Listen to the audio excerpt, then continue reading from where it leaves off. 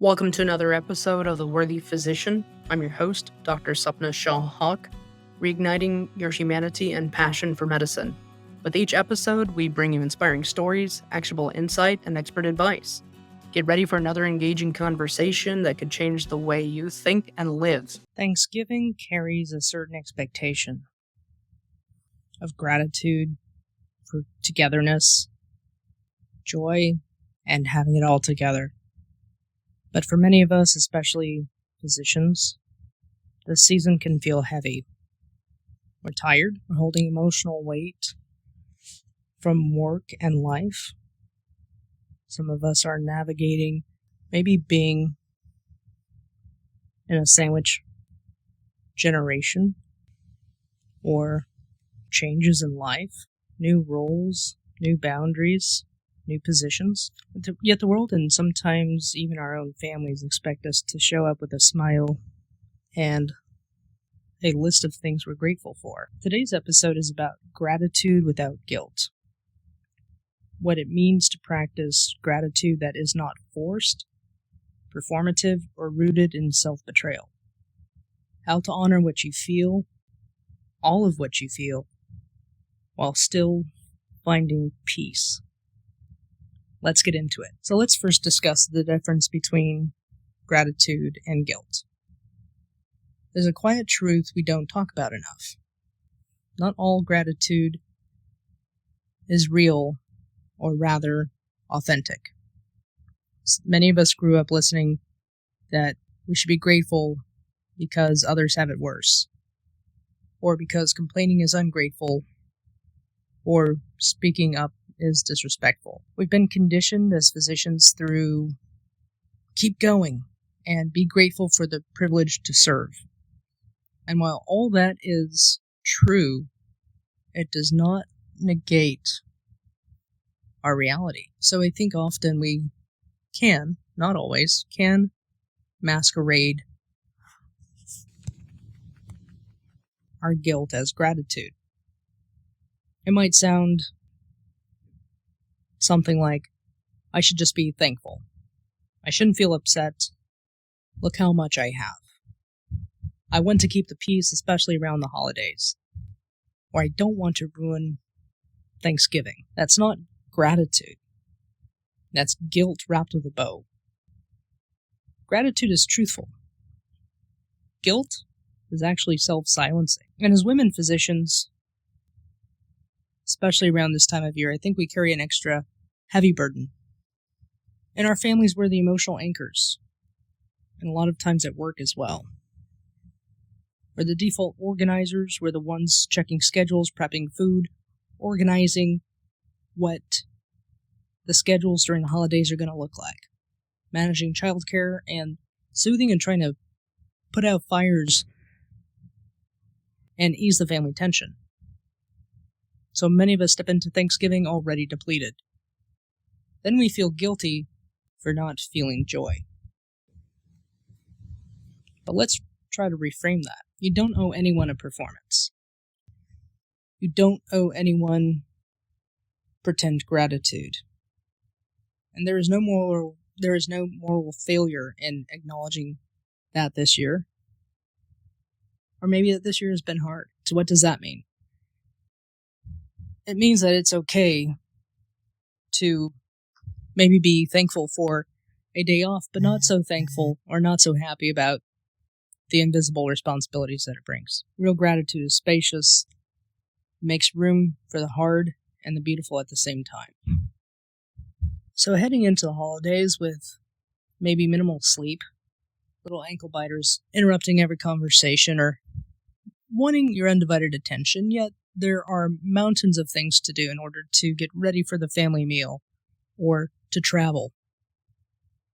And it's hard at times to keep those emotions together, which can lead to being like a pressure cooker. And some of the things that might make Thanksgiving heavy: family expectations, conversations you don't want to have, emotional labor, grief over what the holiday used to be like growing up, knowing that those days are never going to come back, and that half of the people that used to sit around that table or be at the house are gone. And then the exhaustion of being a physician around the holidays, all the loose ends that need to be tied up before the holiday and then after the holiday, and everything that happens in between.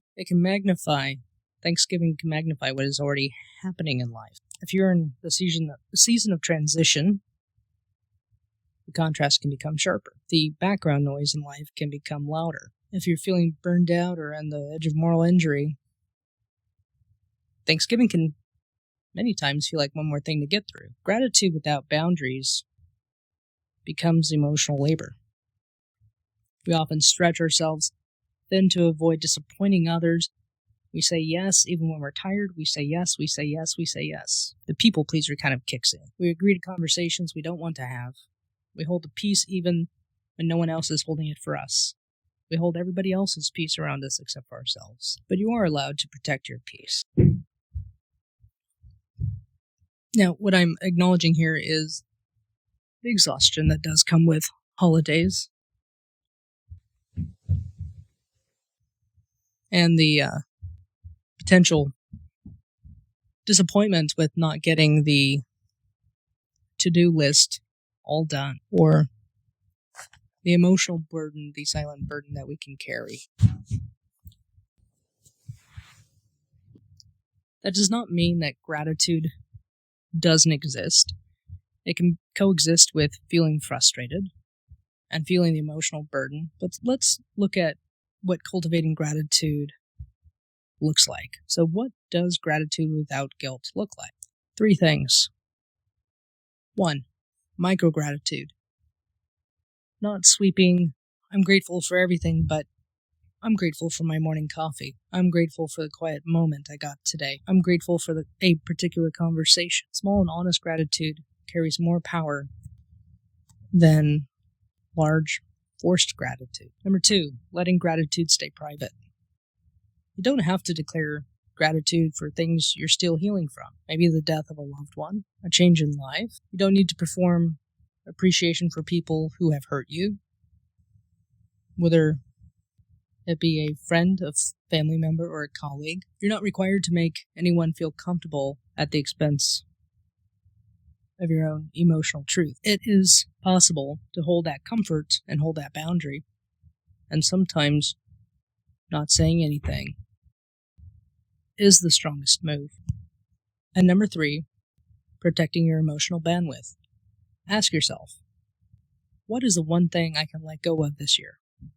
Maybe it's the cooking everything. Maybe it's the hosting. Maybe it's engaging in political or religious conversations with the uncle that you don't agree with. Maybe it's pretending that everything is fine. Releasing one thing from your mental load, and sometimes physical load, can change the whole holiday. Gratitude becomes genuine when it flows from a grounded place, not a pressured one. This year, I'm greatly looking forward to the holiday.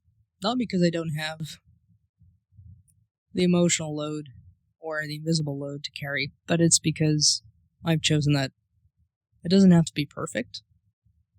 It just has to be intentional, joy-filled, heartfelt, and centered around family. So as we close, let's close with a gratitude practice.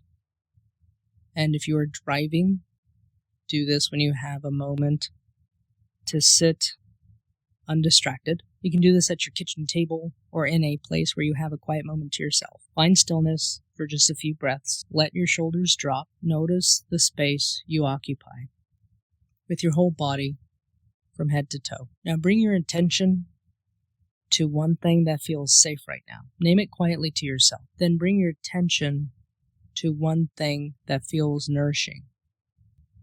A person, a place, a moment, and hold that in your mind gently. Now bring your attention to one thing you're ready to release.